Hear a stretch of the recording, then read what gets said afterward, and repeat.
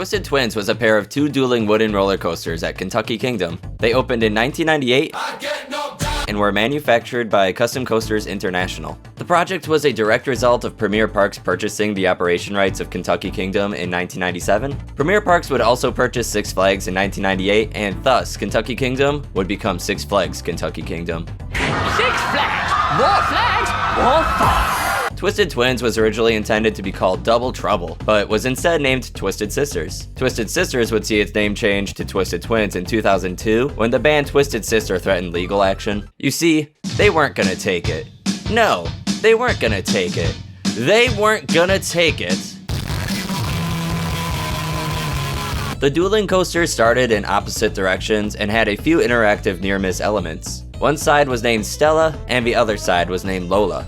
This begs the question, was Twisted Twins 2 credits? Sure, who cares? Twisted Twins had a wooden track but a steel structure. This begs the question, was Twisted Twins a hybrid? Sure, who cares? General consensus was that the coasters were okay, perhaps a little on the rough side. The Lola side was typically the preferred side. It's the one with the more airtime hills. Stella was more focused on laterals. I've been on Twisted Twins, but that was such a long time ago, I only vaguely remember it being an okay ride. In 2008, Six Flags closed Twisted Twins to cut operation costs. In 2010, Kentucky Kingdom closed after Six Flags declared bankruptcy. Kentucky Kingdom sat closed until 2014, when it would reopen under Ed Hart and the Kentucky Kingdom Redevelopment Company. However, Twisted Twins still stood not operating. Wooden Coaster Thunder Run in the same park was operating, so what was the plan for Twisted Twins? Storm warning.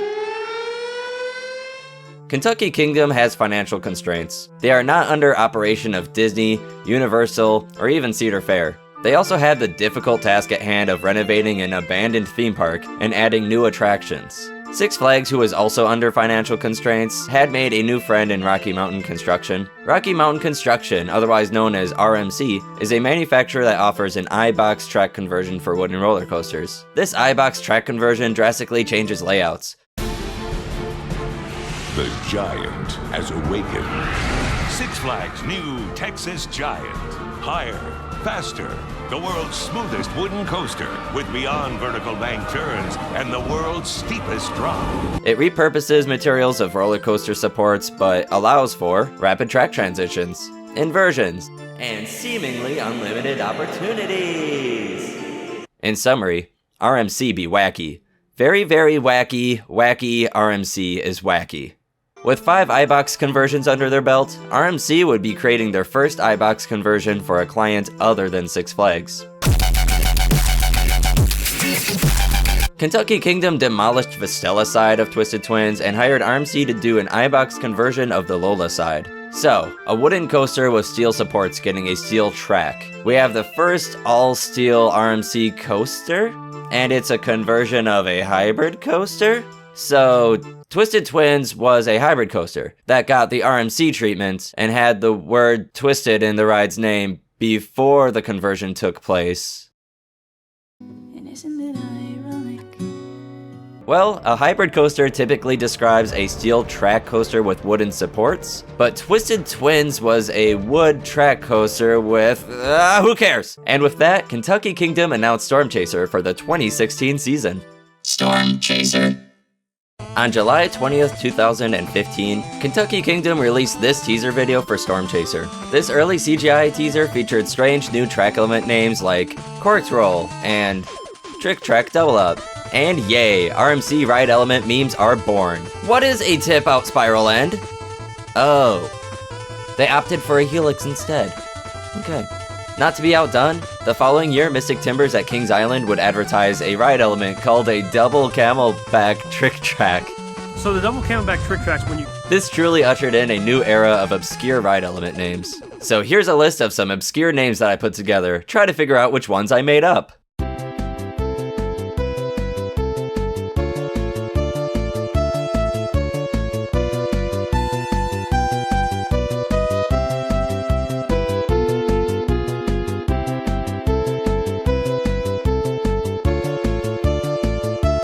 Share your answer in the comments below.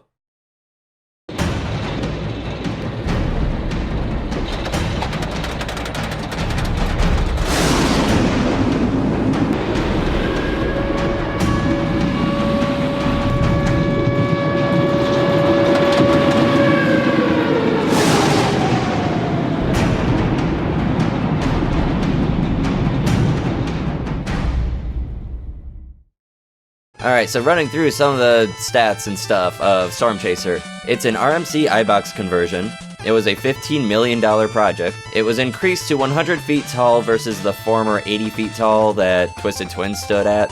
It kinda has 3 inversions, but we'll touch base on that later. It is the second coaster to feature a barrel roll drop, the first one being Medusa Steel Coaster at Six Flags Mexico. But track length was reduced from 3,000 feet to 2,744. Now that's actually not that bad for a conversion. It features a bright red track, it has 2 trains, one purple and one blue or teal. It was also designed by Alan Schilke. Review section. This is a review for Storm Chaser, which I wrote in June 2019. I arrived in Louisville, Kentucky with 2 days at Kentucky Kingdom. Both days had a weather forecast of non-stop rain and thunderstorms. Storm Chaser doesn't open until noon. This is the first operational oddity of this ride.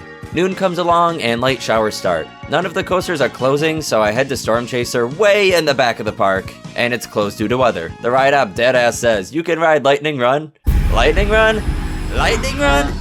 Lightning Run is pretty dope, so okay, alright. The light rain drizzle continues for 4 hours. Every coaster in the park is operating besides Storm Chaser. So operational oddity number 2, Storm Chaser will not open if there is seemingly a single drop of water coming from the sky. Your name is Storm Chaser, and you can't operate under a raindrop? It's like rain. On the day that you go to Kentucky Kingdom, I head to my hotel to take a break and eat lunch. The rain stops. I quickly put some pants on, what's up, go back to the park as fast as I can. The rain holds off, and behold, I have unlimited rides on Storm Chaser. Ride layout. You make a right turn and then ascend the lift hill 100 feet up. Dip down into a very small pre-drop and then turn once more while progressively banking. After you turn, you seamlessly transition into the barrel roll drop, which provides incredible hang time. All of your weight is held in by your lap bar at this moment. Then you get your first airtime hill, which is loaded with ejector airtime. This is followed by the 140-degree overbank turn. A bit of trick track vibe with this airtime hill coming up, and a hint of sideways airtime. Get a bank turn into another airtime hill, a turn, a slightly overbank turn, great airtime hill, and then the corkscrew. Now we're headed into the finale in typical RMC fashion, with sequential small airtime hills. A fun little double down, helix with an adorable baby banked hill, aww. Final pop of airtime for good measure and brake run. With that, it's a somewhat short ride, but the compact ride elements pack in a lot. I didn't get off this coaster feeling like it was a short ride. The hang time on the barrel roll drop is insane. After a lot of debating, I feel the barrel roll drop is slightly preferred over a traditional drop. A 90-degree angle drop would be great, but with the height being on the somewhat shorter side, the barrel roll drop provides a much more unique experience than that would. Besides, the airtime hill that follows provides insane ejector anyways, so whatever. They call the 140-degree turn an inversion, which I'm not so sure I agree with. Also, 140 degrees not being that close to 180 degrees in my opinion. The airtime hill into the corkscrew is a great back-to-back combo, and the corkscrew is one of the most graceful corkscrews I've ever experienced. The helix did have some slowdown on it, which was noticeable on day 1. The following day at the park, Storm Chaser was running faster, and it really showed on this portion of the ride. Storm Chaser has a history of running at variable speeds. The Media Day point of view videos from 2016 are pretty sluggish and do not represent this ride accurately. In fact, Storm Chaser's trains have had 3 different wheel changes since its debut.